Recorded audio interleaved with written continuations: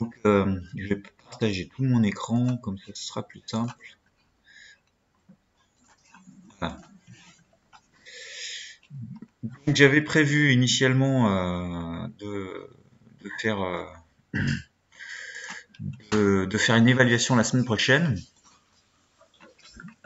Du coup, je vais essayer de trouver un moyen de le faire quand même, mais de le faire en direct à travers une visio.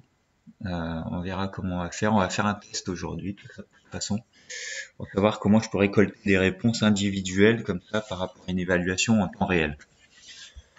Ça signifie que ce qui est nomenclature là, la nomenclature, il faut avoir révisé pour la semaine prochaine parce que je vous interrogerai dessus. Et puis pareil pour les spectres infrarouges là, donc le document qui était à faire pour aujourd'hui, je vais le corriger aujourd'hui histoire que vous compreniez de quoi il s'agit. Et il y aura des questions aussi sur ces notions là. Donc aujourd'hui, on va finir la nomenclature, corriger la partie sur les spectres infrarouges et les informations que ça comporte, et puis ensuite on enchaîne sur un nouveau chapitre qui parle des énergies en mécanique. Où on va aborder dans un premier temps le travail d'une force. Une force, elle travaille pour faire un mouvement. On va voir ces notions-là, et puis le document sera terminé pour la semaine prochaine et à me rendre en ligne du coup sur l'ENT. Je vous ai communiqué également par la messagerie de l'ENT un résumé de cours sur la nomenclature. Donc si vous avez réussi à l'imprimer, vous pouvez l'avoir sous les yeux. Sinon, je vous l'ai envoyé, donc vous pouvez le consulter en parallèle. Moi, je vais le diffuser en même temps que je le commente. Et puis à la suite de ce résumé de cours, on va faire quelques exercices d'entraînement. Donc quelques situations où il faudra nommer ou alors dessiner des molécules. Et après, on passera au spectre infrarouge. Je regarde juste une dernière fois, voir s'il y a d'autres élèves qui sont arrivés entre-temps. Non. Ok. Donc, en résumé sur la nomenclature, c'est-à-dire la façon dont on nomme une molécule. Dans le document de résumé de cours que je vous ai communiqué, déjà, il faut savoir être capable de représenter 3 types de représentations, la formule brute, la formule développée, la formule semi-développée. Dans ces molécules, il faut être capable de repérer ce qu'on appelle la chaîne carbonée, donc la chaîne qui comporte les atomes de carbone, c'est celle qui structure la molécule. Et quand il y en a, les groupes caractéristiques, enfin le groupe caractéristique, on verra que des situations où il n'y en a qu'un seul. Donc le groupe caractéristique, c'est simple, c'est dès qu'on rencontre un atome différent de C et de H, c'est qu'on a affaire à un groupe caractéristique. Et attention, ici on a effectivement un élément différent de C et de H qui est connecté à la chaîne. Alors le carbone sur lequel c'est connecté, il faut vérifier qu'il n'y ait pas d'autres éléments différents de C et de H qui soient connectés, parce que dans ce cas-là, ça fait un grand groupe, on va en parler. Deuxième chose à savoir faire avant de nommer une molécule, c'est de distinguer, concernant les chaînes carbonées, les chaînes qui sont linéaires. Donc là, je les ai dessinées en ligne, mais j'aurais pu faire des virages. L'essentiel, c'est pas que ce soit en ligne, mais c'est que les carbones soient les uns à la suite des autres. C'est ça qui est important. Une chaîne ramifiée, donc comme on a ici en exemple. Donc là, on va voir ce qu'on appelle une ramification qu'on appelle alkyle. Alors, c'est pas un groupe caractéristique, même si on l'appelle groupe. C'est une ramification. Il y a une façon de faire pour la nommer. Et puis, si c'est cyclique, on va mettre un préfixe cyclo. Une fois qu'on a identifié la chaîne carbonée, il faut s'intéresser au nombre de carbone. Donc, s'il y en a un, c'est méthane. S'il y en a deux, c'est éthane. Alors, le préfixe meth veut dire 1, eth veut dire 2, prop veut dire 3, put veut dire 4, pint 5, et ex, ça veut dire 6. Maintenant, s'il s'agit d'une chaîne carbonée, on va utiliser méthane, éthane, propane, butane et pentane. Si c'est des alcanes, ça va finir par un E. Puis s'il y a des groupes caractéristiques dedans, on va enlever le E et on va changer la terminaison. Maintenant, quand il y a des ramifications, c'est la même logique, sauf que on va s'intéresser à la chaîne carbonée la plus longue et puis les ramifications, donc les groupes en plus qui sont connectés au tronc principal, qu'on appelle des groupes alkyles. Ben, on va les nommer de la même façon, mais au lieu de terminer par ane, on va terminer par il. Donc avec un seul carbone dans la branche, ben, ça va être un méthyle, etc., propyle, éthyle, etc. Ensuite, il faut savoir reconnaître les 3 groupes caractéristiques et les 5 familles qu'on a vues. Donc, il y a 3 groupes caractéristiques qu'on est censé savoir reconnaître et 5 noms de familles.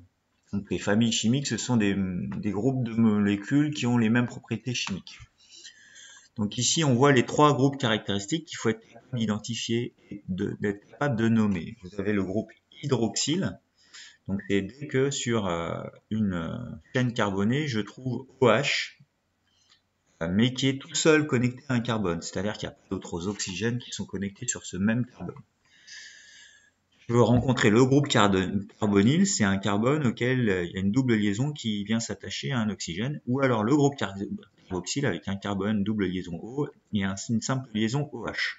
Attention, surtout ne pas confondre dans ce groupe-là.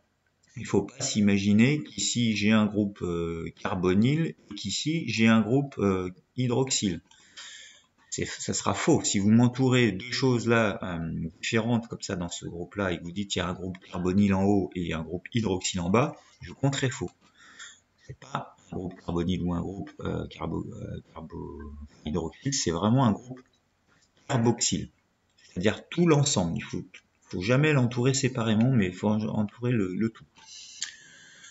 Si on rencontre le groupe hydroxyle, c'est qu'on a affaire qu'à une seule famille, il n'y a pas de doute possible, c'est la famille des alcools. Ça veut dire que la terminaison sera ol, et on nomme la molécule avec la fin en ol, avec le numéro sur lequel se situe ce groupe. Maintenant, 2 cas de figure. Le carbonyle. Alors, si jamais ce carbonyle, il est en bout de chaîne, c'est-à-dire que on va trouver le carbonyle, comme ça, mais que sur une des 2 liaisons de ce carbone, il y a un hydrogène. Ça, si je reconnais qu'il y a un hydrogène dessus, sur ce carbone-là, c'est que forcément, c'est en bout de chaîne carbonée. Dans ce cas-là, on a affaire à un aldéhyde. La terminaison, ça va être al. Par exemple, ici, c'est bien en bout de chaîne. Donc, ça va être une terminaison par al. Il n'y a jamais de numéro. Numéro parce que c'est forcément en bout de chaîne, donc les carbones, on va les numéroter en partant de 1 là où il y a le carbonyle, et puis c'est tout. Donc ça sera toujours 1 al, donc on ne met pas de chiffre. Maintenant, si jamais ce groupe carbonyle, il se trouve pris entre 2 carbones, c'est-à-dire dans une chaîne carbonée, il est pris entre 2 carbones, dans ce cas-là, on a une famille qui est différente, qu'on appelle la famille des cétones.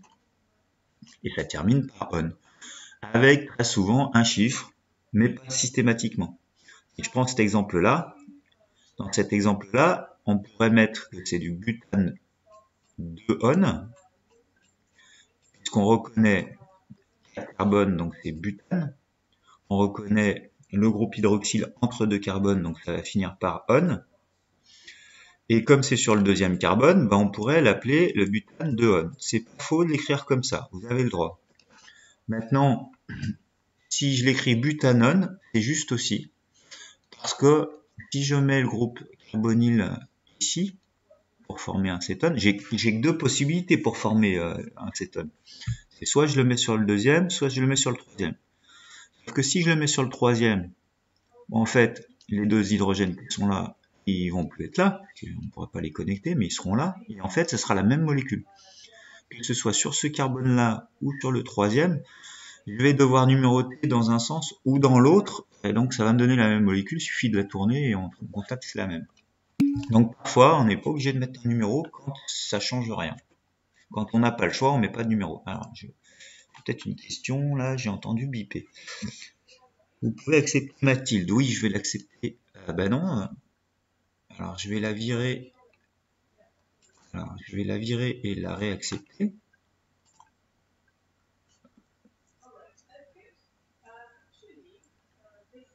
Mais normalement, elle est acceptée. Hein. Pourquoi ça rame?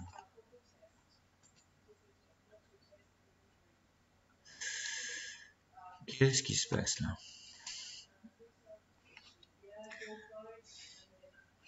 Je l'avais pas en salle d'attente, hein, Mathilde. Voilà, ce que je vais faire, c'est que j'ai carrément recommencé. Excusez-moi, hein, on fait au mieux.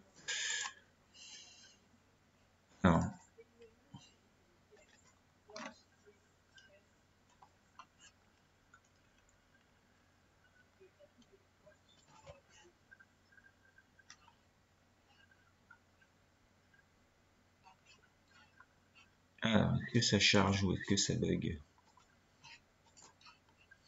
Bon, visiblement, manifestement, il y a un problème avec la salle d'attente. Donc, je peux pas accepter tout de suite. Ça rame. Continue, je regarde dans quelques minutes si ça fonctionne. Donc, on peut mettre le chiffre ou on ne peut pas le mettre. Pour ce cas de figure-là, c'est pas indispensable. Maintenant, si j'avais eu 5 carbones, donc par exemple CH3, je vais mal écrire, hein, mais le groupe carbonyl ici, puis ensuite CH2, et puis CH2 encore, et puis enfin CH3, ben, cette molécule-là, je dois la numéroter. Il y a 5 carbones, donc c'est du pentane.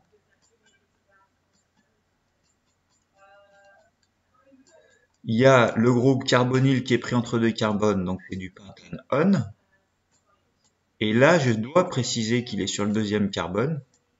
Donc je mets bien le 2 et je mets des tirets pour séparer les chiffres et les lettres. Parce que si je le mets sur celui-là, dans ce cas-là, c'est la même molécule, hein, ça sera du pentane 3-on. Et ça sera vraiment une molécule différente. Par contre, si je le mets sur celui-là, ça sera de nouveau du pentane 2-on, ça sera la même molécule que celle-là. Donc comme il y a la possibilité de mettre le groupe carbonyl sur un autre carbone et que ça porte un nom différent, que ça fasse une molécule différente, il faut bien préciser le numéro. Je regarde en salle d'attente si ça remarche. Non, je vois plus rien maintenant. Redémarrer. Je vois plus rien. Je sais pas ce qui se passe. Bon, allez, je continue. Maintenant, les acides carboxyliques, c'est c'est plus simple. Il n'y a pas de numéro parce que c'est nécessairement en bout de chaîne. Regardez le groupe, il n'offre qu'une seule liaison pour connecter à la molécule. Donc, il est forcément sur le premier carbone qui sera celui-là. Donc, c'est pas la peine de mettre un numéro. OX, la terminaison OX, c'est toujours sur le premier carbone. Pour AL. Là, c'est parce qu'il n'y a qu'une seule liaison, donc de toute façon, je peux pas le mettre en plein milieu de la molécule, c'est pas possible. Et du coup, on va commencer par acide et finir par OX à chaque fois. Et puis la règle pour nommer, on compte le nombre de carbones et on utilise la règle habituelle, pour un seul méthane pour un seul carbone, butane pour 4 carbones, etc., etc. Donc, si je fais un point sur la méthode, l'ordre dans lequel il faut raisonner. La première chose, imaginons cette molécule-là. La première chose à faire, c'est identifier la chaîne carbonée la plus longue. Et puis, nommer cette chaîne carbonée. Donc ici, par exemple, je vois 1, 2, 3, 4, 5 carbones. Je sais que je vais nommer pentane. Et pentane quelque chose. Ensuite, deuxième étape, quand j'ai identifié ça, je cherche s'il y a des groupes caractéristiques. Donc, identifier éventuellement le groupe caractéristique. Là, je vois qu'il y a un groupe hydroxyle. Donc je sais quelle va être la terminaison de la molécule. Donc je vais terminer par ol. Par contre, il faut que je regarde sur quel carbone. Donc, troisième étape, je numérote les carbones en faisant en sorte que le groupe caractéristique porte le plus petit numéro possible. Et c'est lui qui est prioritaire sur éventuellement les ramifications. C'est lui qui doit porter le plus petit numéro. Enfin, je indique la terminaison précédée du chiffre quand c'est nécessaire. C'est obligatoire de mettre le chiffre si la molécule est pas très longue, mais sinon je le mets. Ici donc c'est sur le deuxième carbone. Et puis s'il y a des ramifications, je vais m'occuper des ramifications. Ici c'est pas le cas, mais préciser les positions et les noms des ramifications éventuelles. Et attention, quand il y a plusieurs fois la même ramification, on utilise devant le préfixe de la ramification, on va utiliser di, tri, on ira pas là, ou tra éventuellement si on vraiment fait vicieux, mais ce sera di ou tri s'il y a 2 fois la même ramification ou 3 fois la même ramification. Alors, c'est là qu'on va faire un petit test. Vous avez, on va commencer par les molécules qui portent des numéros de 1 à 5. Vous avez les molécules, je vais vous les laisser afficher, mais parallèlement, je vais vous demander de me répondre individuellement à travers le chat. Alors, comment est-ce que vous allez faire pour me répondre individuellement? Normalement, vous avez la possibilité de regarder la liste de tous les membres de la réunion là. Vous pouvez regarder tout le monde et vous pouvez me regarder moi en particulier, et quand vous cliquez droit, vous pouvez m'envoyer un chat normalement en privé. On va faire un test. Luc, puisque toi tu es délégué là, essaye de m'envoyer un message en chat privé. D'accord. Est-ce que les autres, vous avez vu son message? Ouais. Non. Donc c'est parfait. Ok. Donc on va faire comme ça. Alors c'est un test. Vous allez m'envoyer en chat privé. Je vais vous réafficher les molécules précédentes. Hein. Vous allez m'envoyer en chat privé les noms que vous trouvez pour ces molécules. Donc je vous laisse une dizaine de minutes pour les nommer. Donc envoyez qu'un seul message en même temps. Hein. Donc vous mettez le numéro de la molécule, et puis vous mettez votre nom. D'accord? Donc je les affiche comme ça. Alors on va faire comme ça. Alors, il y a eu des nouveaux messages de chat. Ok, vous n'avez pas, donc ça marche. Alors, je vais partager maintenant juste l'application. Donc c'est parti. Là, donc je vous laisse une dizaine de minutes. Et ceux qui sont assez rapides, vous pouvez commencer à dessiner sur un papier la molécule numéro 6 quand vous aurez fait envoyer déjà le message de chat. Pour les 5 molécules, les noms des 5 molécules. Après, pour la 6e, vous pouvez l'écrire sur un bout de papier, et puis je prendrai quelqu'un au hasard, quelqu'un de volontaire, allez, on va pas être méchant, et puis il activera sa caméra pour pouvoir montrer la molécule. Donc c'est parti, je vous laisse un petit moment pour chercher. En attendant, je mets la vidéo sur pause.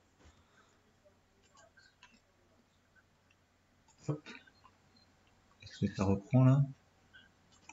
Ouais. Et je vais reprendre la main pour faire la correction.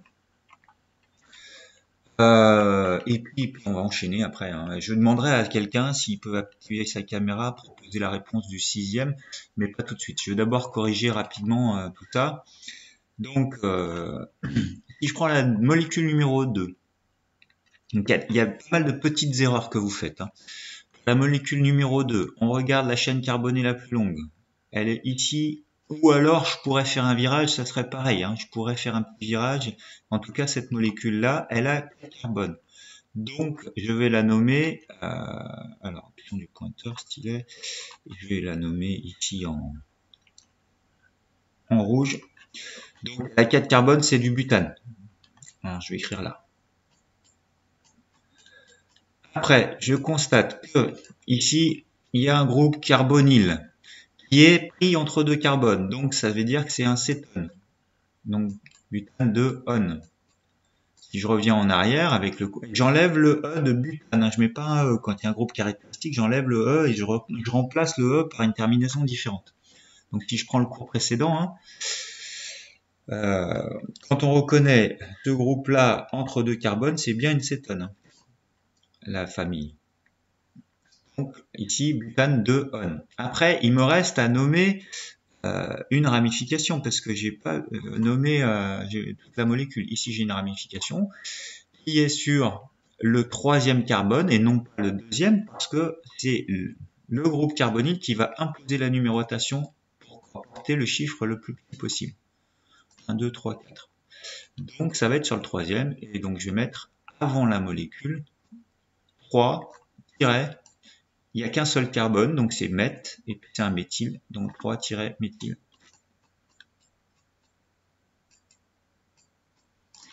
butane de On. Ensuite, pour la troisième molécule qui est ici, je cherche la chaîne carbonée la plus longue. La chaîne carbonée la plus longue, vous êtes nombreux à avoir pensé qu'il y en avait que deux parce que vous vous focalisez sur le CH et sur le CH3, mais en fait, il y a ce carbone qui compte aussi. Donc, il y en a bien trois. Hein. Donc, s'il y en a trois, c'est que je vais appeler ça du propane. Mince, je voulais mettre le pointeur en rouge. Donc, c'est du propane. Après, je reconnais le groupe caractéristique encore. Donc, propane sans E parce qu'il y a un groupe caractéristique. Je le vois ici, le carbonyle. Il est en bout de chaîne, donc c'est du propane al. J'ai pas besoin de mettre un numéro. C'est un A que j'ai fait là. Propanal, la terminaison. Il me reste maintenant une ramification à nommer. La ramification, elle est sur le deuxième carbone. C'est un CH3, donc c'est un méthyle. Donc ça va être du 2-méthyle propanal. On fait la quatrième molécule. Quand je cherche le surligneur, je crois que j'ai changé la couleur. Je vais laisser rester en jaune. Il y a, attention, pas 3 atomes de carbone, mais il y en a bien 4 dans la chaîne carbonée. Parce que, encore une fois, on ne voit pas celui-là à cause du groupe caractéristique, mais il compte dans la chaîne. Du coup, pour nommer le cœur de la molécule, ça va être, s'il y a 4 carbones, ça va être du butane. Alors, j'essaie d'aller le plus vite possible. Hein. Donc, c'est du butane. Comme il y a un groupe caractéristique ici que j'ai entouré ici en vert, alors j'ai entouré en rouge plutôt, ça veut dire que j'enlève le E et je remplace par une terminaison. C'est un acide carboxylique, c'est un groupe carboxylique. Il n'y a pas de numéro, il est forcément sur le premier carbone. Donc ça va finir par OIC et ça va commencer au tout début par acide. Donc la terminaison c'est OIC et le début c'est acide, il faut pas oublier. Et puis après, entre les deux, s'il y a des ramifications, je les nomme. Je les vois, les ramifications, je change de couleur, je me mets en vert, j'en ai deux, et 2 fois la même. Ces ramifications, quand je numérote, elles sont sur le troisième carbone. Parce que je dois numéroter à partir du carboxyle. Donc comme il y en a 2 fois sur le troisième carbone, je vais mettre 3,3. Alors je vais essayer d'écrire petit. C'est 2 fois du méthyle. Donc, comme j'en ai 2, je vais mettre bi et pas bi. Diméthyle. Voilà. Enfin, la dernière molécule, j'identifie la chaîne carbonique la plus longue. Elle a 6 carbones ou 5, je sais plus. Je vais le faire en vert. 1, 2, 3, 4, 5. Donc c'est du pentane quelque chose. Je vois que c'est un alcane. Il n'y a pas de groupe caractéristique. Donc je vais pouvoir terminer par E. Ça signifie que c'est un alcane. Il n'y a pas de groupe caractéristique. C'est la famille la toute première, la plus simple, avec que des C, que des H. Mais par ailleurs, j'ai 2 ramifications. J'ai le choix pour la numérotation. Il faut que ça porte les plus petits numéros. De toute façon, ça va rien changer, que je numérote depuis la gauche ou la droite. Il y en a un, ça va être le deuxième carbone, et l'autre, ça va être le quatrième. Que je numérote dans un sens ou dans l'autre, ça sera pareil. Donc, ça sera du 2,4, et c'est 2 fois le méthyle. Donc, j'ai un tiret entre les chiffres et les lettres, diméthylpentane. Alors, est-ce que parmi vous, il y a un courageux pour nous activer sa caméra et nous montrer la molécule qu'il aura dessinée ici pour le 3-propylhexanone? Alors, répondez en chat public pour ça. Alors, pour le 4, le acide, on est obligé de le mettre ou on peut juste mettre le OX? Non, il faut mettre le acide, Alice. Alors, est-ce que y en a qui sont volontaires pour montrer la solution pour le propylhexanone?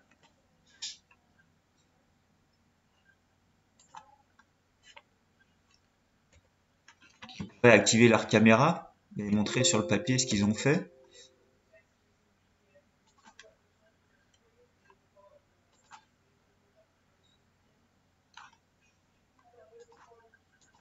Non? Personne ne... Mais monsieur, Ouais. mais en fait, on ne peut pas l'activer. Moi, ça ne me propose pas de l'activer. Ah, d'accord, mais c'est peut-être que je vous ai pas laissé les droits alors. C'est pas la caméra. Alors, on va faire un essai. tac, partager la vidéo, c'est ça. Ouais. Donc, qui est-ce qui se sent d'activer sa caméra? Je vais juste faire une pause histoire que voilà. Je réactive la vidéo et on va corriger. Je vais faire la correction et expliquer. En fait, la démarche, c'est la même que tout à l'heure. Hein. Alors, je vais le faire comme ça. La démarche, c'est la même que tout à l'heure. Mais sauf qu'au lieu de partir d'une molécule, on part d'un nom. Donc, je cherche dans le nom qui constitue la chaîne carbonée. Donc là, en jaune, je peux dire hexane. J'identifie qu'il y a il y a 6 carbones dedans. Donc à partir de ça, je sais que je vais pouvoir mettre 6 carbones. 1, 2, 3, 4, 5. Ah zut!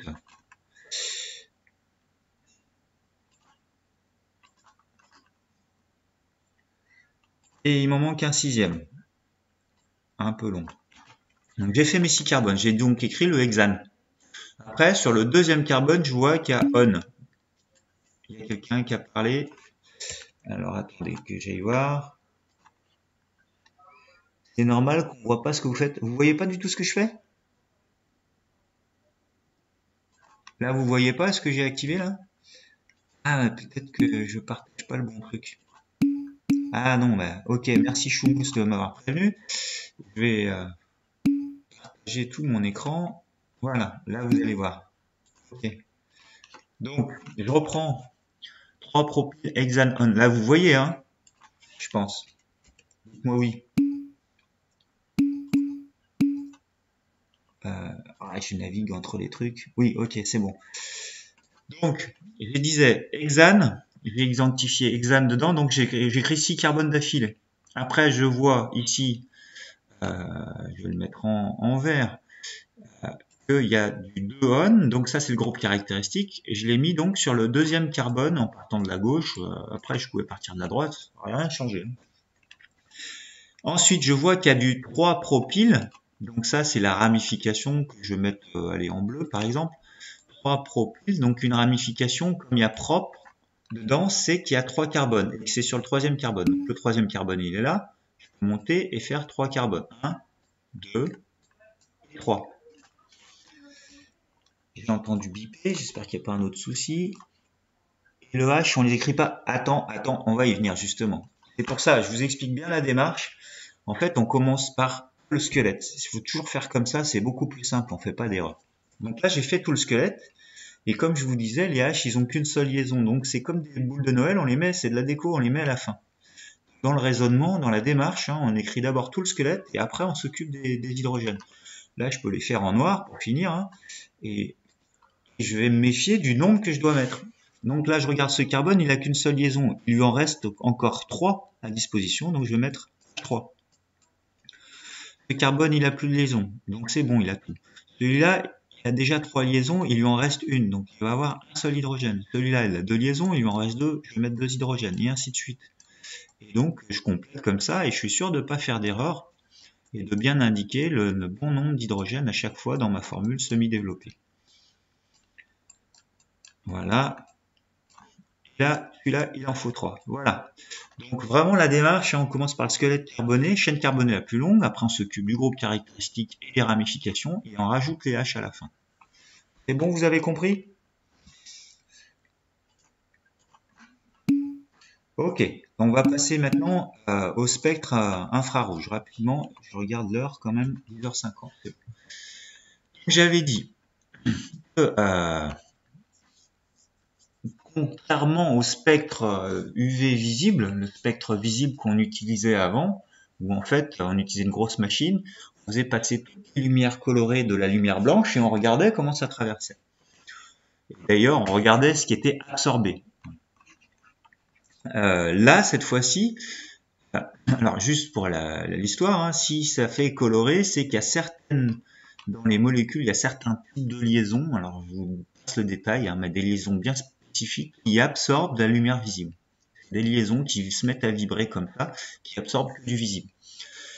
Dans tout ce qui est ce qui concerne les molécules qu'on utilise ici, en nomenclature, eh bien, il y a des liaisons qui n'absorbent pas dans le visible, donc elles sont transparentes quand je les éclaire, elles n'absorbent pas de lumière visible, donc toute la lumière visible traverse, elles sont transparentes. Par contre, elles absorbent de la lumière infrarouge. Je peux prendre un exemple, si je vais sur Internet, je tape au hasard image infrarouge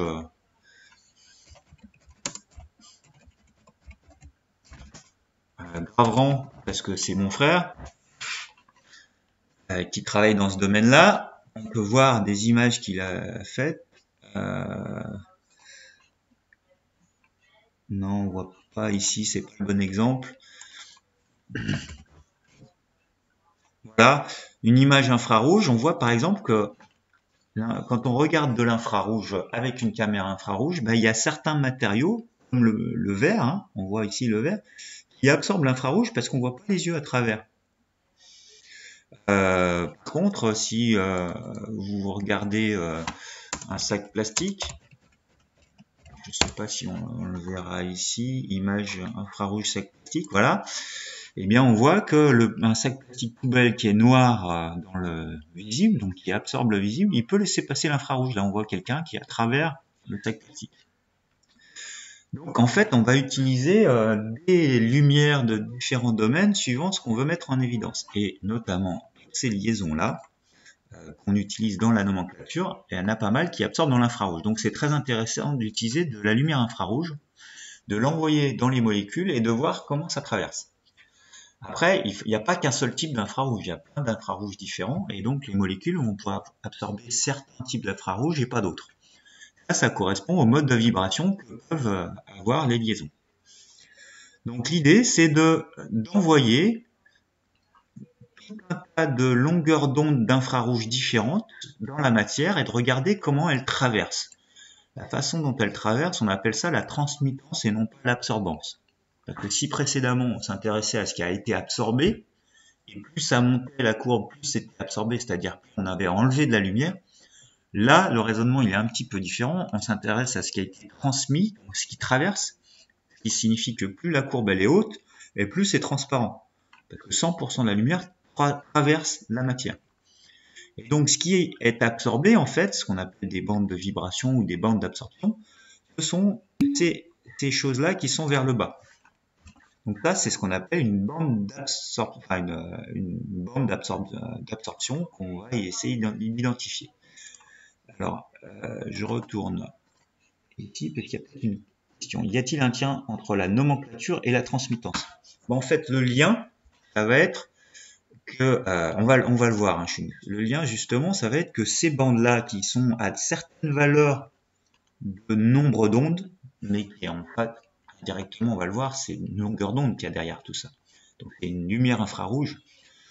Chaque absorbance, on va pouvoir la mettre en relation avec une liaison bien spécifique. On va voir ça. Donc, la particularité de ce spectre, je le répète, c'est qu'on va s'intéresser à ces points vers le bas. On va dire que ça, c'est de la lumière qui est absorbée.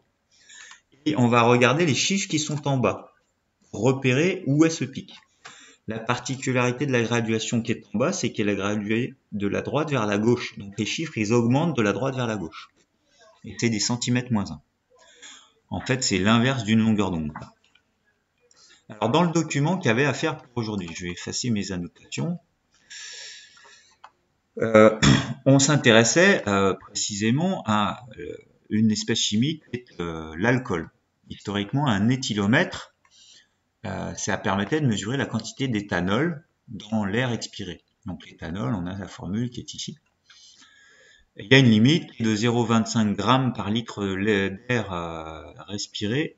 Alors je sais pas si c'est ici qu'il y a une erreur ou si c'est ici qu'il y a une erreur, mais l'unité, il faut soit que ce soit des grammes par litre, soit des milligrammes par litre ici, mais il faut que ce soit la même unité ici. Donc on verra en conclusion. Un éthylomètre fonctionne sur le principe de l'analyse d'un spectre infrarouge, c'est-à-dire qu'on va envoyer de l'infrarouge dans ce qui a été expulsé par l'haleine, et on regarde comment ça traverse. Les premiers appareils utilisaient uniquement 3 longueurs d'onde. Une longueur d'onde à 3,3 micromètres, c'est de l'infrarouge ça, une autre à 3,5 micromètres et une autre à 9,5 micromètres. En fait, au début, ils utilisaient les 3 micromètres, là, 3,3 micromètres, puis ils se sont rendus compte que la présence d'hydrocarbures dans l'air expiré par les fumeurs, ça perturbait la mesure, donc ils ont modifié l'appareil et ils sont mis à 9,5 micromètres. Un éthylomètre affiche la concentration massique d'éthanol dans l'air expiré grâce à la mesure de la transmittance qui est reliée à la concentration massique. C'est-à-dire que plus il va y avoir d'alcool dans la laine et plus ça va être absorbé, donc moins ça va être transmis, donc plus cette courbe elle va être basse. Donc c'est normal que ça descende en fonction de la quantité d'alcool. Plus il y a d'alcool dans l'air expiré, moins cette lumière infrarouge passe à travers l'air expiré. Bon, ça c'est pour expliquer le principe. Maintenant, on a des spectres infrarouges en fait qui sont carrément avec plein d'infrarouges différents. Donc c'est pas juste une seule longueur d'onde qui est étudiée, mais plein. Et on regarde comment ça a été absorbé. Là ici, 3 spectres ont été proposés ici à l'étude. Le but du jeu, ça sera de retrouver celui qui correspond à l'éthanol. Alors on va prendre les questions une à une pour voir ce qu'il fallait faire. D'abord, il y avait un petit complément scientifique. Les liaisons d'une molécule, comme les liaisons O-H, C double liaison O, même CH aussi, toutes ces liaisons, elles vibrent si la molécule absorbe un rayonnement infrarouge. Donc ces petits dessins, c'est ces modes de vibration-là qui font que ça absorbe de la lumière infrarouge, mais des différentes sortes de lumière infrarouge. Les groupes caractéristiques présentent des bandes propres d'absorption qui permettent de les identifier. C'est-à-dire qu'une liaison O-H ne va pas absorber la même lumière infrarouge qu'une liaison C double liaison O, par exemple. Ou une liaison C-O aussi. Ça va pas absorber la même lumière qu'une C double liaison O. Un spectre infrarouge, c'est un graphe qui représente la transmittance, donc la lumière qui est transmise, en pourcentage. Si c'est 100%, c'est que tout traverse. Et du rayonnement en fonction du nombre d'ondes, en centimètres moins 1. Mais en fait, le nombre d'ondes, c'est indirectement la longueur d'onde de la lumière infrarouge, parce que c'est l'inverse de la longueur d'onde, en centimètres. Alors, ça paraît compliqué comme ça, mais en fait, l'utilisation des spectres infrarouges n'est pas très compliquée. En fait, ce qu'on va vous donner, on va voir en pratique de quelques exemples, c'est qu'on va vous donner un tableau de référence comme celui-là, parfois un peu plus complet, et on vous dit la liaison O-H d'un alcool, elle va faire produire une bande forte et large entre 3002 et 3400 cm-1. La liaison O-H de l'acide carboxylique va produire une bande forte et très large à environ 2600, entre 2600 et 3200 cm-1, et etc. Donc on a une référence. Et puis on a des spectres. Et donc il faut essayer de retrouver dans ces spectres les bandes, donc les qui descendent, à quoi ça correspond, pour pouvoir savoir de quelle molécule il s'agit après. Donc en fait il s'agit juste de savoir faire ça, et pas de savoir tout le détail. Donc la première question, identifier le groupe caractéristique présent dans la molécule d'éthanol. Là, je vais faire vite, c'est simple. Est-ce que quelqu'un a la réponse? Il s'appelle comment le groupe caractéristique dans l'éthanol? C'est l'hydroxyle, ouais. OH. Très bien. Donc effectivement, la réponse était facile ici. Ici, c'est l'hydroxyle. Donc c'est le groupe OH, l'hydroxyle. Je mettrai la réponse après. Alors quand je regarde, ensuite, déterminer, je ne l'ai pas affiché dans le bon ordre, hein, c'est l'hydroxyle. Ensuite, on essaye dans ces spectres de repérer les liaisons O-H, les liaisons C double liaison O. Alors, quand je regarde le premier spectre ici, je vois la bande principale, celle-là ici, que je peux entourer, et si je regarde sa valeur, c'est entre 1500 et 2000, ça a l'air d'être un peu plus près de 1500, on peut imaginer que c'est pas loin de 1700 environ. Si on regarde dans ce tableau de référence, on n'a pas bien le choix, on voit que ça correspond à ça. Donc là, on peut dire qu'on a affaire à une liaison C double liaison O dans cette molécule.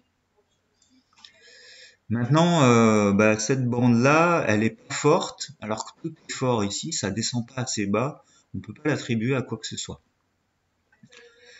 Les autres, elles sont vers en dessous de 1500, donc tout ce qui est en dessous de 1500, on va pas pouvoir l'interpréter puisque j'ai pas de valeur en dessous de 1500 ici. Donc même si le graphique vous paraît compliqué, tout ce qui est en dessous de 1500, vous pourrez l'évacuer de votre cerveau et ne pas y penser parce que on ne peut pas l'interpréter. en fait.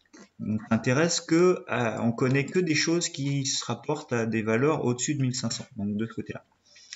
Si je regarde le suivant, je retrouve de nouveau ce pic-là à 1700. Donc il y a du CW liaison O dans cette nouvelle molécule qui a été faite dans ce spectre B. Maintenant, il y en a une autre de bande là, qui est importante et forte, c'est celle-là. Alors je ne l'ai pas fait dans l'ordre, mais celle-là, alors celle qui est ici là, elle est liée, elle est à 3002 environ, elle est forte, elle est assez large, donc c'est le OH qui est ici. Maintenant, celle que j'ai ici, elle est très large, on le voit, elle est très très large par rapport à celle-là. Et elle est entre 2600, on peut le dire, et 3200, donc ça semble être celui-là. Donc c'est pas très très simple parce que c'est pas parfaitement rigoureux, etc. Il faut réussir à être un peu souple d'esprit et à reconnaître un petit peu ces bandes-là avec le tableau. On va pouvoir dire que dans le spectre A, on a juste la CW liaison O, donc ça veut dire que c'est un groupe carbonyle, et c'est probablement la famille des cétones ou des aldéhydes. Donc je vais faire la correction maintenant. Hein. Donc là, dans le spectre A, ouais, il y a peut-être une remarque. Mathilde est bloquée au chargement de la page. Ouais, bah je peux rien faire, hein, malheureusement. Vous lui dites que je capture une vidéo et je l'enverrai à la suite du cours. Hein. Donc là, le premier spectre A, il a une bande CO. Le spectre B, il y a une bande CO, ok, mais il y a parallèlement aussi la bande qui correspond à la vibration de OH. Donc ça veut dire qu'il y a un groupe carboxyle. Et celui-là, il y a juste la bande qui correspond à OH. Donc c'est probablement le groupe hydroxyle avec l'alcool.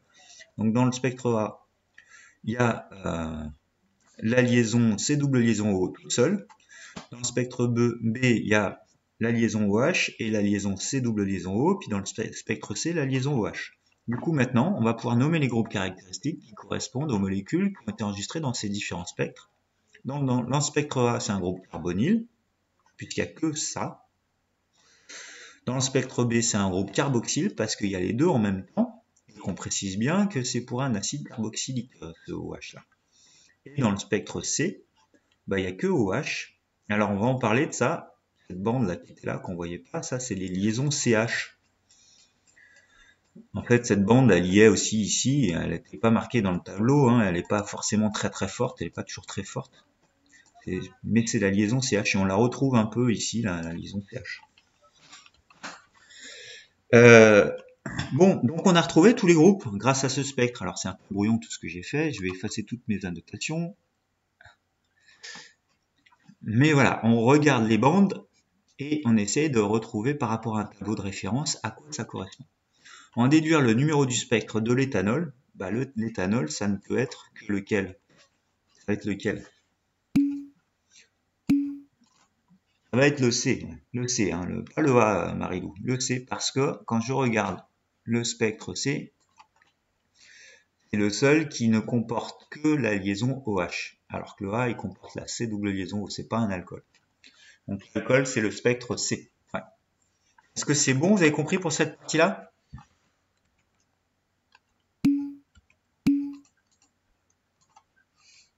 Non, t'as pas compris, Choumous? Qu'est-ce que t'as pas compris? Tu peux activer ton micro et m'expliquer. Hein.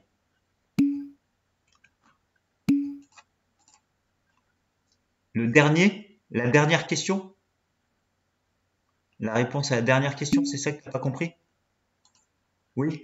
La dernière question qui était posée, c'est en déduire le numéro du spectre qui correspond à l'éthanol.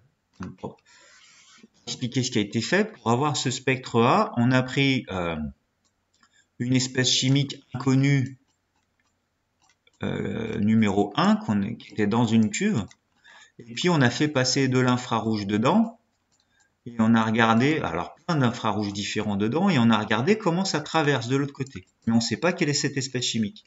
On a fait pareil pour le spectre B, même expérience, l'espèce chimique on la connaît pas. Mais on regarde juste ce qui a été absorbé dans les infrarouges qui ont traversé l'espèce chimique. Dans le spectre C, on a fait encore la même chose avec une troisième espèce chimique qu'on ne connaît pas, l'espèce chimique 3. La question qui est posée ici en question C, c'est parmi les 3 espèces chimiques qui ont été testées pour faire le spectre A, puis le spectre B, puis le spectre C, quelle est celle qui correspond à l'éthanol?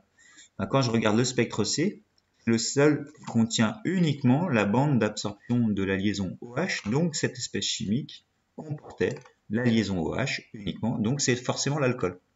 Est-ce que c'est plus clair? Ok, parfait. Alors, on va faire vite sur les questions suivantes qui ne sont pas très importantes pour le programme. C'est juste des calculs. Ici, il fallait calculer les nombres d'ondes par rapport au document 1, les nombres d'ondes sigma 1, sigma 2, sigma 3, que ça représenterait les longueurs d'onde qui ont été choisies pour les premiers éthylotests. Donc on nous donnait des longueurs d'onde ici en micromètres, et il fallait transformer en centimètres pour pouvoir faire le calcul du nombre d'ondes. Donc je sais, d'après ce qui est marqué dans ce complément scientifique, que le nombre d'ondes se calcule en faisant 1 sur la longueur d'onde. Maintenant, la difficulté, alors je vous le mets le détail ici, c'est de savoir convertir 3,3 micromètres en centimètres. Alors, je rappelle les petites astuces que j'ai essayé de vous donner à un moment donné de l'année. Donc, quand il faut que je convertisse ça en centimètres sans me tromper. Alors, je cherchais une méthode qui fonctionne. Hein. Si la mienne ne vous convient pas, vous en utilisez une. Du moment que ça fonctionne, ça me dérange pas. Hein. Faites ce que vous voulez. Mais si je rappelle ma méthode, il faut juste connaître les puissances de 10 associées. Donc, ici j'ai micro. Alors 3,3, je le recopie. Hein. Ça reste 3,3. Micro, je sais que je l'ai fait disparaître. Et quand je le fais disparaître, il faut que je le remplace par sa puissance de 10 correspondante. Et la puissance de 10, c'est 10 puissance combien? 10 puissance combien la micro? Est-ce que vous vous souvenez?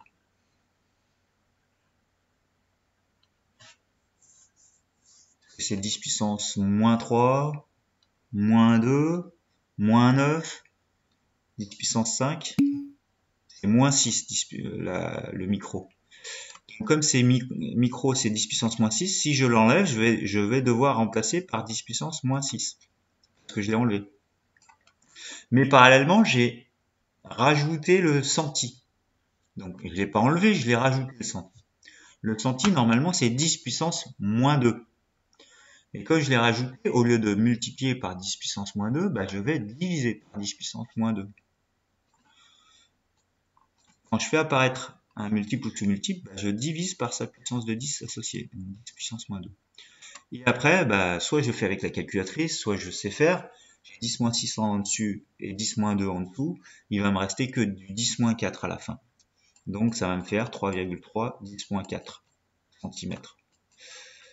Donc ça, c'est pour ces conversions un peu compliquées qui partent d'un sous-multiple, qui viennent vers un autre sous-multiple. Si vous connaissez les puissances de 10 de tous ces multiples et sous-multiples, avec cette méthode-là, vous êtes sûr d'y arriver à chaque fois et pas faire des erreurs en décalant les virgules. Maintenant, je n'impose pas cette méthode. Si vous savez faire autrement, faites autrement. Donc on fait 1 divisé par 3,3 10 moins 4 et on trouve une valeur après. Donc 300 cm, 3000 cm moins 1. On voit bien que si je prends les spectres précédents, c'est bien dans cette bande-là qui a été utilisée dans un spectre. 3000 cm moins 1, c'est par là. Donc là, historiquement, ils n'utilisaient qu'une seule longueur d'onde, donc ils utilisaient ça. Ou alors, ils ont utilisé une deuxième longueur d'onde, 3,5 micromètres. Quand je la calcule, ça fait 2857 cm moins 1. Et la dernière, ça fait 1052 cm moins 1. Donc, on est bien dans la gamme du spectre infrarouge. Si on regarde les spectres infrarouges qu'on avait précédemment, toutes ces valeurs-là, elles sont dans le spectre. Alors, on va répondre quand même à la dernière question, qui était pourquoi est-ce qu'au départ ils utilisaient des nombres d'ondes à 300 cm moins 1 et après ils se sont mis à utiliser cette longueur d'onde là parce qu'il y avait un problème. Ils ils trouvaient des gens qui étaient positifs alors que c'est juste qu'ils avaient fumé. C'est pas très important ça, mais je y réponds rapidement, mais les hydrocarbures qui sont dans la laine, quand vous fumez, hein, il y a du goudron dans la fumée. Et quand vous expirez, bah, ce goudron il sort avec la laine. Et donc c'est un hydrocarbure, c'est-à-dire qu'il possède des carbones et des hydrogènes avec des liaisons CH et C-H, etc. Comme ce qu'il y a dans l'éthanol. Hein. Dans l'éthanol, il y a des liaisons CC et CH aussi. Hein. Il y a tout ça dans l'éthanol. Donc, s'il y avait que l'éthanol, bon, on pourrait l'identifier dans la laine en repérant ces absorptions qui sont dues à ces liaisons-là. Sauf que si on fume, bah, on a des molécules qui ressemblent à l'éthanol parce qu'elles ont ces mêmes liaisons-là. Et donc, ça perturbe la mesure. On croit qu'il y a de l'alcool dans la laine. En fait, c'est juste qu'il y a du goudron. Donc, on a changé et on a trouvé une longueur d'onde pour laquelle bah, il n'y a pas de vibration pour ces liaisons. C'est tout. Donc la présence d'hydrocarbures dans la laine des fumeurs perturbait la mesure à 300 cm-1. C'est pour ça qu'on a choisi une autre longueur d'onde. Je ne vais pas plus loin là-dessus, c'est pas très important. Ce qui est très important de comprendre, c'est ce que je vais résumer pour la suite. Je passe à la suite. Si, oui, on va faire ça rapidement. On avait une courbe comme ça. Il fallait 40%, la mesure d'une personne qui a 40% de transmittance pour son haleine à la longueur d'onde, ici de 9,5 micromètres. On utilise juste le graphique. À 40%, je me déplace comme ça, je redescends, je vois que je suis à 0,32, 0,33 grammes par litre. Donc le bonhomme est très nettement à un taux d'alcool qui est au-delà de la limite autorisée. Alors j'imagine que c'est pas des milligrammes, parce que sinon il est vraiment très très au-delà, quoi. Il a 1000 fois trop bu que ce qui était nécessaire. Je pense qu'il y a un problème d'unité dans le document, là. La synthèse, je l'affiche, vous la lirez dans la vidéo. L'avantage du spectre infrarouge, c'est qu'il va mettre en évidence des liaisons, des absorptions de certaines liaisons qui sont dans les groupes caractéristiques. Et ces absorptions, on ne les voit pas dans la lumière visible. Donc on est obligé d'utiliser l'infrarouge pour faire ça. Et du coup, ça va nous permettre d'identifier des groupes caractéristiques grâce à l'absorption de certaines liaisons. Alors, on va voir dans quelques exemples que je vais faire tout de suite, ça va être beaucoup plus clair. Là, vous n'allez pas à le retenir, tout ce qui est là dans ce document. Hein. Vous n'allez pas à savoir faire ça. Ce que vous devez savoir faire, ça va être ce que je vais vous montrer là dans quelques exemples. Alors, je vous donnerai, quand on aura à interpréter un spectre infrarouge, je vous donnerai un tableau de référence comme celui-là. Celui-là, c'est celui que vous avez dans la couverture de votre livre. Donc on voit que, alors ça nous intéressera jamais, nous, c'est pas au programme, je sais pas pourquoi ils l'ont mis dans votre livre, mais on voit que, par exemple, la liaison CH, qui peut s'allonger ou se déformer, bah, ça vibre à certaines valeurs de nombre d'ondes. L'alcool a une certaine valeur, les cétones a une certaine valeur, les aldéhydes a une autre valeur, etc. Donc on a un tableau de référence. Et puis on peut avoir un spectre comme ça infrarouge. Et je peux vous demander, bah tiens, est-ce que vous reconnaissez dans ce spectre quelles liaisons sont présentes et du coup essayer de déterminer le groupe caractéristique éventuel de cette molécule qui est passée dans l'appareil. Alors, je rappelle que tout ce qui est en dessous de 1005, on l'interprète pas. Tout ce qui est là. Donc là, j'ai 1000, 1100, 1200, 1300, 1400, 1500. Donc tout ce qui est là, ça m'intéresse pas, je ne veux pas pouvoir l'interpréter.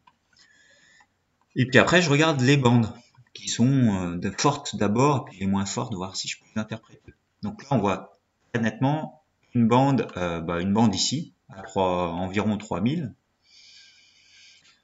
Donc ensuite, on cherche dans cette référence-là, qu'est-ce qui pourrait être comme ça à 3000.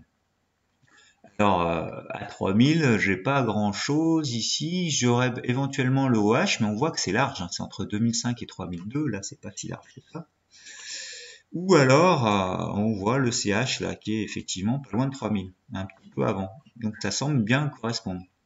Donc, a priori, cette vibration, cette absorption, on la doit aux liaisons CH. à la liaison CH en élongation.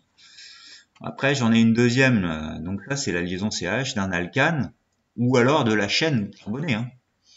C'est pas nécessairement celle d'un alcane, hein. Ça peut être une chaîne carbonée et puis il y a un groupe caractéristique. Après, je regarde, il y a une deuxième bande ici, qui est très nette, qui est ici à 1005, 1000, alors là je suis à 2000, 1009, 1008, je suis un peu au-delà de 1007. Je cherche ici, alors ça j'ai dit que j'en parlais pas parce que c'était pas au programme. 1007, je vois que ça correspond soit à ça, soit à ça. Donc ça a l'air d'être une double liaison haut. Alors maintenant, c'est une C double liaison haut, l'une ou l'autre. Hein. Maintenant, qu'est-ce que je peux faire pour distinguer si c'est un aldéhyde ou une cétone? Alors là, je suis un peu dans la subtilité, mais on voit qu'on pourrait avoir une autre bande ici d'absorption là, celle-là, là, qui est à 2009, 2008, 2007 environ. Et ben on la reconnaît ici, hein, la 2007. Donc ça semble être un aldéhyde, cette molécule qui est passée et qui possède des liaisons CH. Alors il y a une remarque, ça correspond aussi à un acide carboxylique. Eh ben bonne remarque, mais non. Parce que si c'était un acide carboxylique, j'aurais nécessairement cette bande-là avec, qui est large et qui va entre 2005 et 3002. J'ai rien de large qui va entre de 2005 à 3002. Donc ça veut dire que je n'ai pas de OH, donc c'est pas un acide carboxylique. Mais c'était une très bonne remarque. J'ai un deuxième exemple. J'ai, admettons, ce spectre-là. Tout ce qui est en dessous de 1005, je l'interprète. Je vois deux grosses bandes qui se détachent bien. La première à 3000, on l'a déjà dit, c'est du CH. Et puis là, j'ai une large bande vers les 3002, au-delà de 3002. Donc quand je regarde ici, je vois au-delà de 3002 large jusqu'à 3005, 3007, ça ne peut être que OH qui est ici. Parce que j'ai rien qui démarre à 3002 à part ça. Donc ça, c'est un alcool. Il possède dans sa chaîne carbonée des liaisons CH. Alors c'est pas un groupe hydroxyle, c'est un alcool. J'ai voulu faire ça rapidement, j'ai pas tout modifié. Dernier exemple. Ça va, vous comprenez l'idée? Le dernier exemple, c'est celui-là. Tout ce que j'ai là, je l'interprète pas. Essayez de me dire, tiens, on va faire un concours. Est-ce que vous pouvez identifier de quel type de famille il s'agit? Vous regardez ce spectre. Au premier bip, je regarde.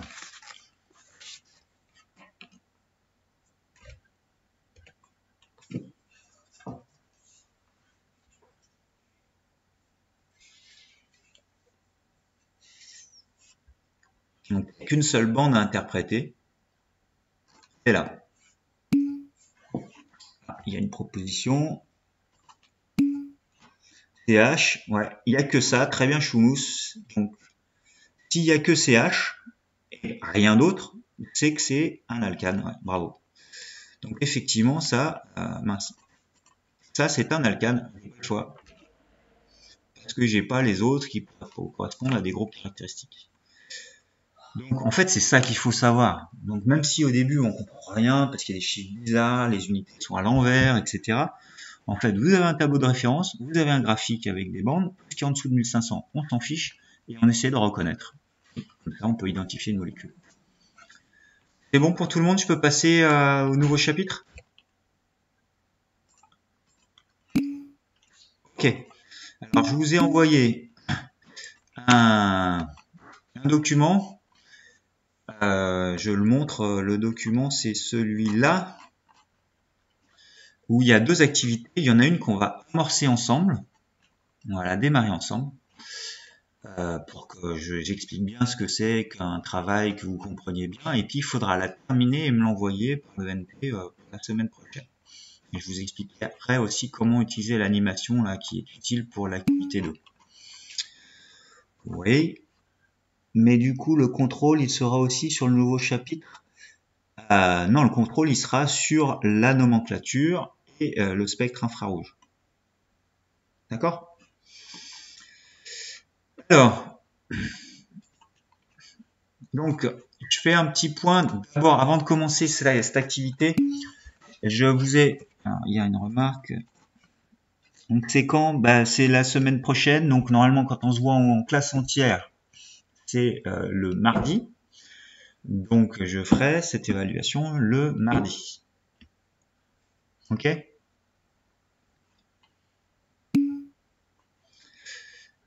Allez. Donc, je fais un petit rappel. Ça sera peut-être un rappel pour tout le monde d'ailleurs, d'une première énergie que vous êtes censé connaître en mécanique. Donc, il y a deux formes d'énergie. Tout ce qui s'affiche, c'est pas la peine de le noter. Je vous l'ai joint en cours. Le cours complet de ce chapitre, je vous l'ai envoyé déjà. Mais je voudrais le commenter pour faire les activités. Donc, en physique, lorsqu'un système peut se déplacer à la surface de la Terre, par exemple, on va s'intéresser à deux formes d'énergie qu'il peut avoir. Il y en a une que vous devez connaître. Alors, cette énergie, c'est l'énergie de déplacement ou de mouvement, on l'appelle un peu n'importe où, l'énergie de vitesse. Dès qu'il y a un mouvement, c'est-à-dire qu'il y a une animation, on utilise un terme, je sais pas si ça vient du grec ou du latin, hein, mais si je fais la différence entre le cinéma et la photographie, bah, le cinéma, si on utilise cinéma, c'est que ça bouge, c'est vivant en fait. Donc cette énergie, cette énergie de mouvement, à votre avis, comment est-ce qu'on l'appelle? Si vous vous souvenez, l'énergie du mouvement, est-ce que vous souvenez de son nom? L'énergie cinétique, ouais. Cinétique. Donc l'énergie cinétique, c'est celle qu'il faut connaître. Elle est liée au mouvement. Donc ciné, hein, c'est du mouvement, ça bouge. Cette énergie-là, si on veut essayer de retrouver son expression, essayer de sentir les choses, histoire que je vous balance pas la formule, peut-être que vous la connaissez, hein, mais vous avez peut-être dû apprendre en sécurité routière que la vitesse était très dangereux. Et c'est pas un raisonnement très simple. On peut pas se dire, puisque je vais 2 fois plus vite, je prends 2 fois plus de risques. Ça marche pas comme ça. On imagine ces deux voitures qui foncent dans un mur, là. Évidemment, il y en a une qui embarque le plus d'énergie que l'autre. Hein. Et donc, quand elle va percuter le mur, elle va se faire plus mal. C'est celle qui va le plus vite. Donc, l'énergie cinétique, on va la relier à la vitesse. Donc, si je dois mettre une égalité entre l'énergie cinétique et des paramètres, je sais qu'elle dépend de la vitesse. La vitesse, elle est en haut. Mais vous avez peut-être entendu dire en sécurité routière que rouler 2 fois plus vite, ça fait combien de fois plus de dégâts? Est-ce que vous vous souvenez? Rouler 2 fois plus vite, ça fait combien de fois plus de dégâts? On vous a pas dit ça, la sécurité routière? Non, ça fait pas 2 fois. Ça fait 4 fois plus de dégâts. Donc je vous le dis, hein, sachez ça. Si faites l'expérience, mais si vous rentrez à 10 km/h dans un mur en vélo ou à 20 km/h, bah, à 20 km/h, vous allez vous faire 4 fois plus mal qu'à 10 km/h. Et pas 2 fois plus mal. Donc 4 fois plus quand la vitesse elle est 2 fois plus élevée. Tout ça, ça signifie qu'indirectement, derrière tout ça, il y a un carré en fait. Quand je multiplie la vitesse par 2, bah 2 au carré, ça fait 4. Donc en fait, cette énergie cinétique, elle augmente beaucoup avec la vitesse. Hein. Elle augmente comme le carré de la vitesse. Maintenant, autre image, c'est si ces deux véhicules avancent à la même vitesse, quel est celui qui a le plus d'énergie en lui?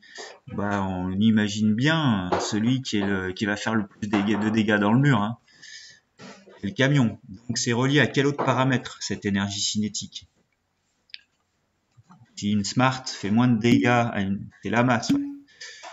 C'est la masse aussi. Donc il y a la masse dans ce terme.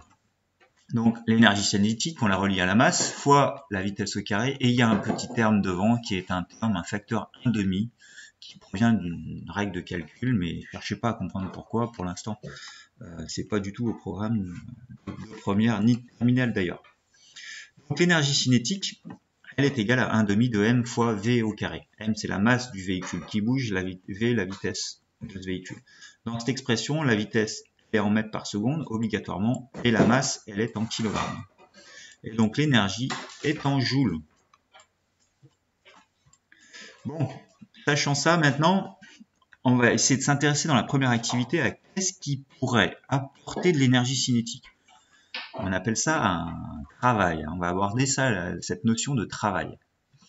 Alors, l'activité que je vous ai donnée, je ne sais pas si vous avez réussi à l'imprimer, mais on va aborder la notion de travail et justement, on va essayer de faire la confusion avec ce que vous avez en tête, vous, pour le travail.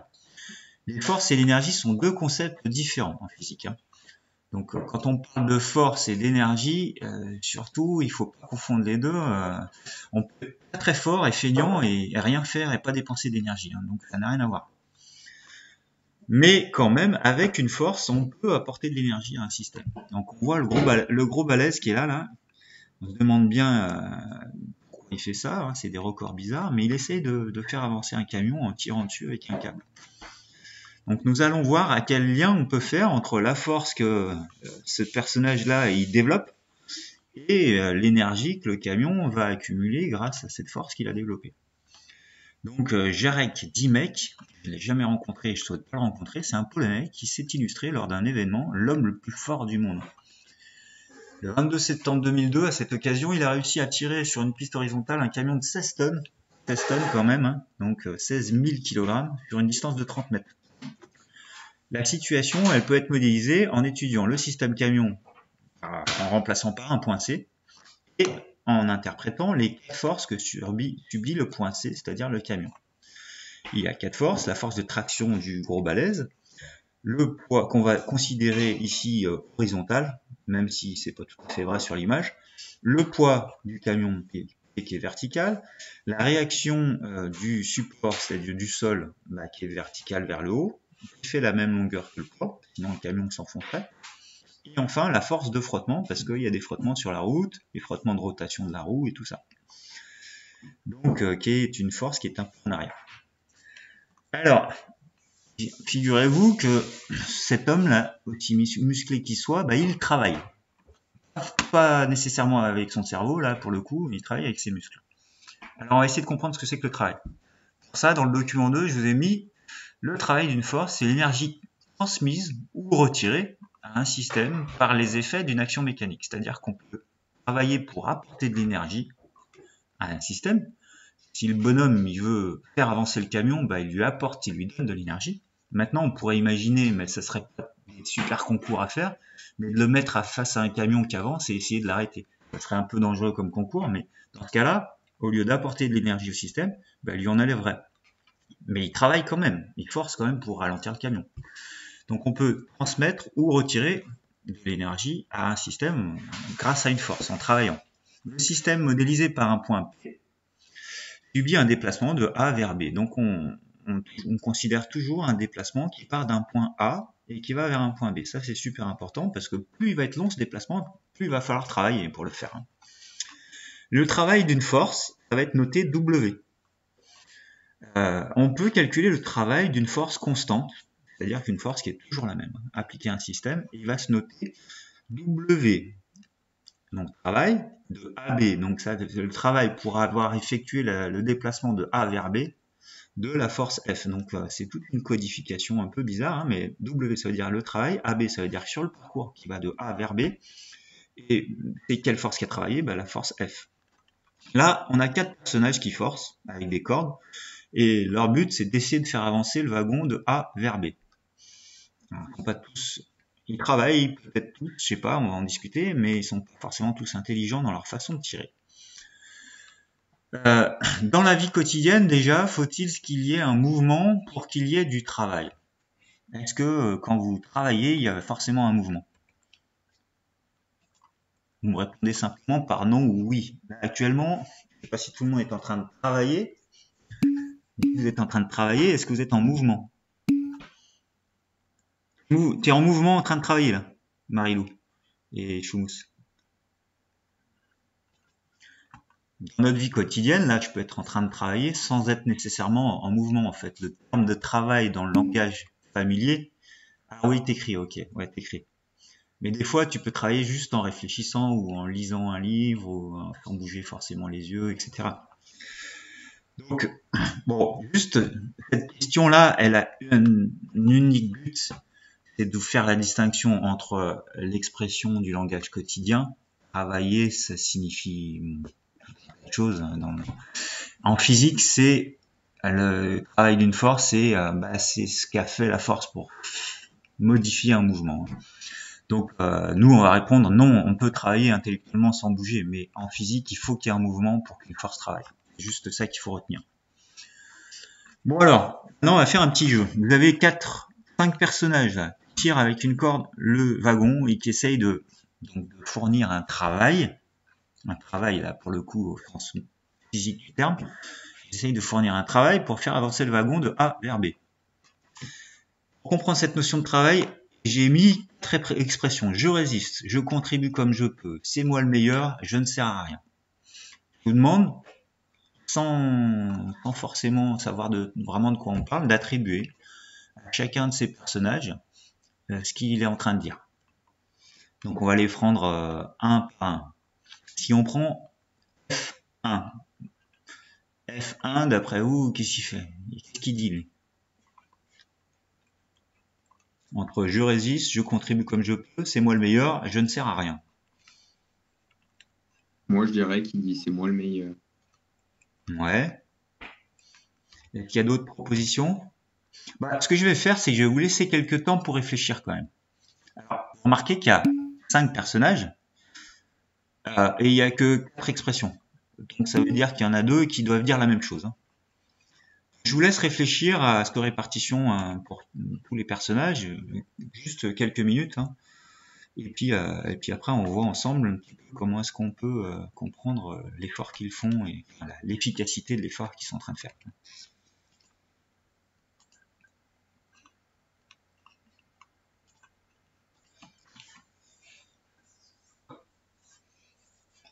Donc il faut retrouver les 4 commentaires et les attribuer à certains des personnages.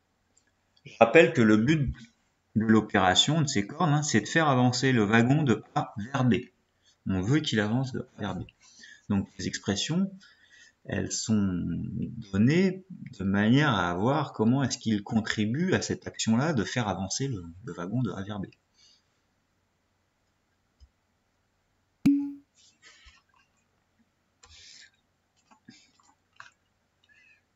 Ouais, c'est moi le meilleur en fait. Mais c'est vrai, c'est toi la meilleure, Alice. Facile. Donc effectivement, on comprend que F1 va dire, je l'ai corrigé ça, c'est moi le meilleur. Alors pour quelle raison intuitivement vous dites ça? Vous pouvez activer votre micro et parler. Pourquoi intuitivement on aurait tendance à dire que c'est F1 le meilleur?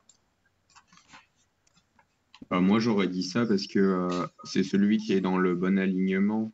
Et du coup, il est dans le sens des rails, il tire le mieux. Ouais, c'est celui qui tire dans l'axe. Donc en gros, c'est un peu le plus intelligent de la bande parce que il fait pas des efforts pour rien, parce que il est bien axé le long des rails pour tirer le wagon. Donc, alors c'est pas forcément lui qui tire tout. Si j'enlève F1, je le supprime, il va avancer quand même le wagon. Il va avancer grâce à qui? Est-ce que vous pouvez répondre à ça? Il va quand même avancer le wagon si j'enlève F1. Grâce à F2 et F4. Ouais, exactement. Parce qu'on voit qu'il tire quand même un petit peu dans l'axe, mais pas parfaitement dans l'axe. En tout cas, il y a une partie de leur effort qui va permettre au wagon d'avancer. Donc eux, ils vont dire quoi? Le F2, F4. Je contribue comme je peux. Et ouais, je contribue comme je peux. C'est-à-dire qu'ils contribuent, mais ils sont pas au top, quoi. Vraiment, ils se fatiguent un petit peu près. Il y en a un qui lutte contre l'autre, en fait. Il y en a un qui tire vers là, l'autre qui tire vers là. Donc il y a une partie de leur effort qui vient lutter contre l'autre. Il y a des gens qui ont répondu. Mais il y a 2 F4. Ah, j'ai mis 2 F4. Ah mince. F1, F2. Alors c'est F3 là. Pardon. Excusez-moi, ouais. Je me suis planté. Donc F2 et F4 qui sont là, je contribue comme je peux. Tout le monde comprend l'expression? Qu'est-ce qui va maintenant dire je sers à rien d'après vous?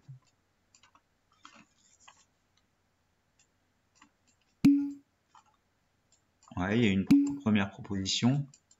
Et puis, Moi, j'aurais dit F5 parce que celui qui résiste, c'est F3 parce qu'il tire de l'autre côté, alors que F5, juste, il tire de côté. voilà. Enfin, il tire Il dans le mauvais tire, sens.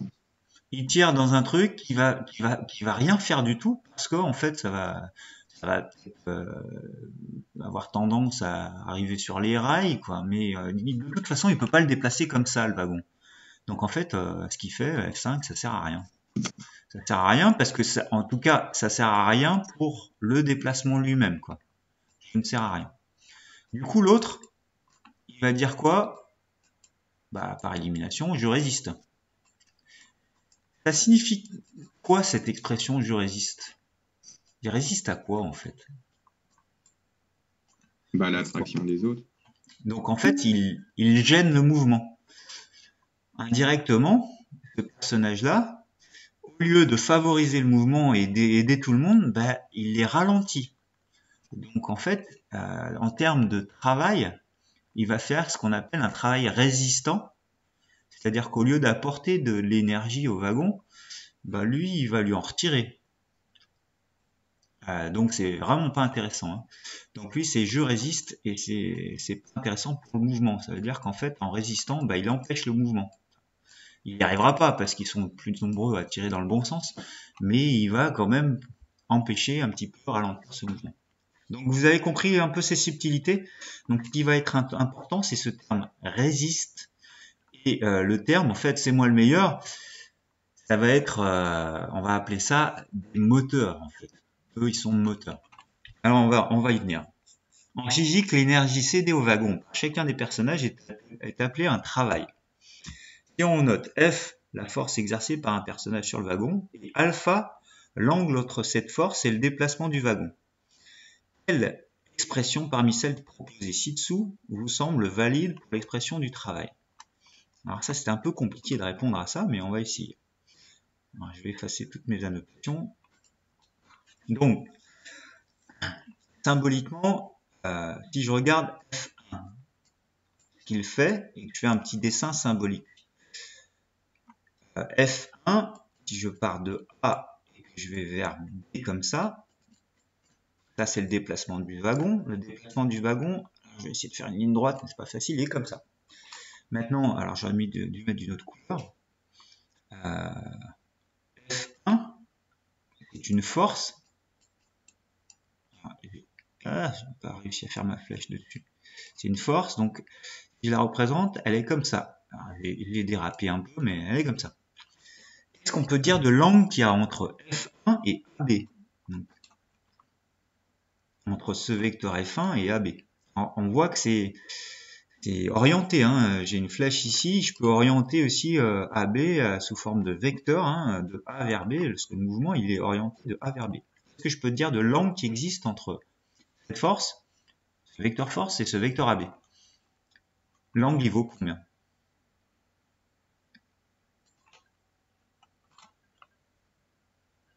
Est-ce qu'il vaut 90 degrés, 0 degrés d'après vous, hein? Donc j'ai entendu une remarque. Il est nul, ouais, l'angle. Il est nul. Donc ce que je peux noter, c'est que l'angle alpha, ici dans cette situation pour celui qui est le plus efficace, l'angle il vaut 0. Celui qui sert à rien, on va prendre ces deux exemples. L'angle il vaut combien? Lui il tire comme ça, F5, par rapport à AB. Il vaut combien l'angle là?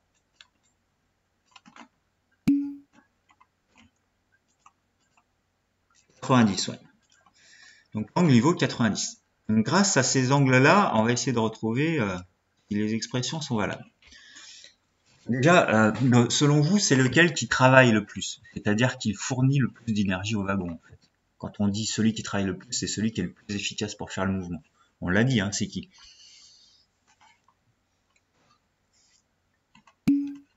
C'est le meilleur, c'est Alice. Ouais, c'est F1. Donc, Si c'est lui le meilleur, ça veut dire que l'expression qu'on nous propose, si je tiens compte des paramètres de F1, c'est ce qui doit donner le résultat le plus grand. Donc si je prends la première expression, est-ce que cette expression, elle fait un distinguo, elle distingue la façon de tirer de chacun des personnages? Est-ce que s'ils tirent avec la même force, ils vont faire, d'après cette expression, des travaux différents ou tous le même travail? En gros, est-ce que cette expression, elle marche pour distinguer le fait que lui, il fait un travail qui est nul, hein. Lui, son travail, il va être nul, puisqu'il sert à rien. Donc le travail de F5, ça va être 0. Hein. Alors que là, le travail, là, c'est le plus grand, c'est le travail maximum. Là. Donc, est-ce que la première expression, elle peut tenir compte du fait que celui F5, ça fait 0 son travail? Non, ça marche pas, hein, cette expression. Ça ferait pas de distinction sur la façon dont je tire. Maintenant, avec sinus alpha, alors prenez votre calculatrice et faites sinus de 90 ou sinus de 0 déjà. Faites sinus de 0.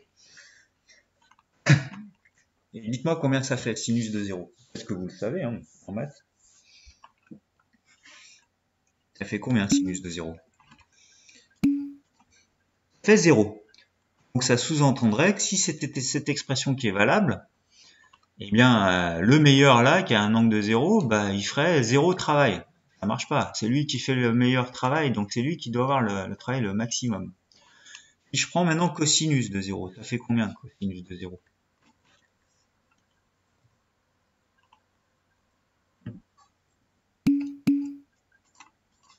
C'est 1, ouais, très bien.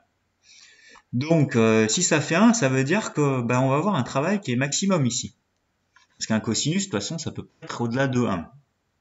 C'est le chiffre maximum. Hein. Donc ça a l'air de marcher. D'ailleurs, on va vérifier que ça fait un travail nul pour F5. Si vous faites cosinus de 0, ça fait combien?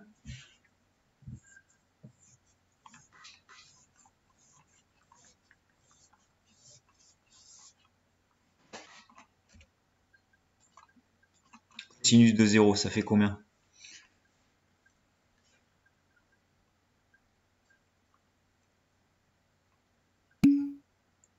Ça fait pas, hein, cosinus 0.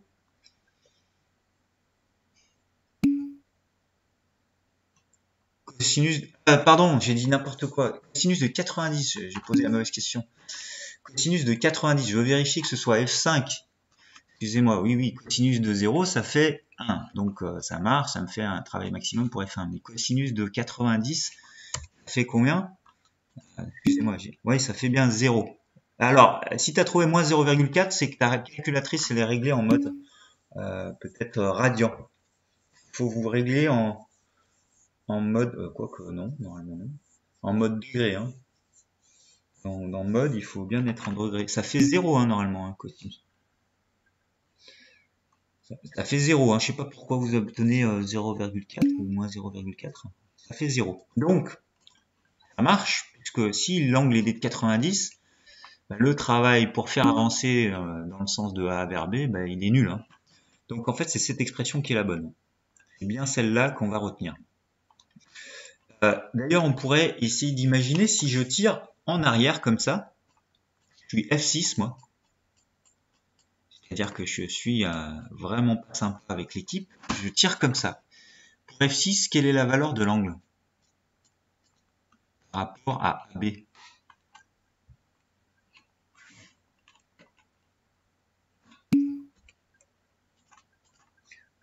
Ça fait pas 0, non. Parce que c'est orienté. On a F6 qui est comme ça. Alors, j'arrive pas à le faire à l'horizontale. Et on a AB, si je prends une autre couleur, qui est de l'autre côté. AB qui est comme ça. Donc là, c'est AB. Et F6, il est de l'autre côté. Donc, c'est quoi l'angle qu'il y a là? Je dois l'avoir entendu. Ça fait... Alors, c'est quoi l'angle comme ça complet? C'est pas 360, non. 360, on revient sur place. C'est 180 degrés, ouais, effectivement. C'est 180 degrés. Donc cet angle-là, de là à là, comme ça, ça c'est 180 degrés. Quand on dit 180 degrés, hein, c'est qu'on fait un demi-tour. Hein. Donc si j'avançais comme ça, je fais demi-tour, hein, donc ça fait 180 degrés. Si vous faites cosinus de 180 degrés, vous allez voir ce que ça fait. Ça fait moins 1. Donc là, on a un travail qui est très efficace, mais pas pour faire ce qu'on veut faire. C'est-à-dire qu'on va avoir une valeur de travail qui est totalement négative en faisant F fois AB. On va avoir moins F fois AB. C'est-à-dire quelque chose qui sert pas du tout au mouvement et qui au contraire ralentit le mouvement. Donc c'est ce qu'on appelle un travail qui est résistant.